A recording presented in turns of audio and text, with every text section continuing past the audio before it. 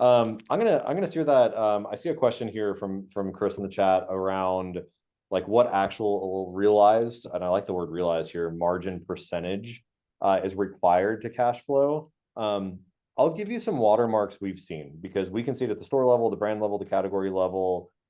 We see a lot of margins. I'll also say margins have been a hard thing. We've rolled out margin features and had people come back to us say, this is wrong, this isn't what I'm seeing. And we dive into it. And we are very, very right. The reports are wrong, some including point of sale reports. So when we talk about realized margin, once again, thank you, Chris, for using that word. We're stripping out the discounts. You never saw those dollars. And we're taking off tax because you just pay that right back. So that is not a realized margin. The realized margin is, the dollars that you paid for this, or the dollars that you got from this minus the dollars you paid from it. That's the real margin. You strip out discounts, you strip out tax, you do all that work.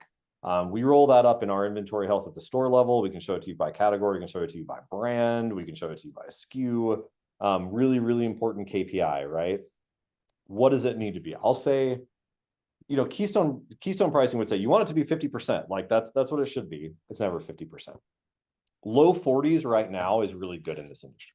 If you're doing a 42 to 44% realized margin, you are in the top 10%. And I will say you are in the group of retailers that are buying licenses right now. So there's a tell there. You are in, when you talk about realized cash flow, when I see those numbers, they are often correlated with stores that are going from 3 to 5 to 10 to 12 locations. These are the stores that are coming to us saying, hey, we just acquired 2 new stores. Can we onboard them to the platform? And we can look into that and be like, okay, you are running a cash flow efficient business. So I would say, we see ranges all over the place. Upper 30s are fine if we want to do like red, yellow, green, right? I think green is like in that 40 to 45. 45 is pretty rare. I'd say low 40s is really good right now. 35 to 40 is like fine. There's a lot of stores doing really healthy business in there. That 30 to 35, like you need to look at it. It's hard to survive there. You're running really thin. Your people are probably stressed. You don't have the head count. Angela's going to mention 3 roles that you need to do this better. In that range, the things I would do are cull your menu, cut back the number of SKUs, clear out that aged inventory, cut back on your brands, look at your true brand margins, double down on the brands. There are 8 brands that are driving 80% of your dollar profit. Focus on those for a while. You have 50 brands, 8 of them are putting up 80% of your cash. Work with them, get their margins up, figure out how to do those kind of things. But the short answer there is I would say if you're in the low 40s, you're probably pretty good. I don't know, Angela, if you have That's your total blended, right? Yep. Yeah, that was like at the store. I'm So visualizing stats I see on our inventory health dashboard.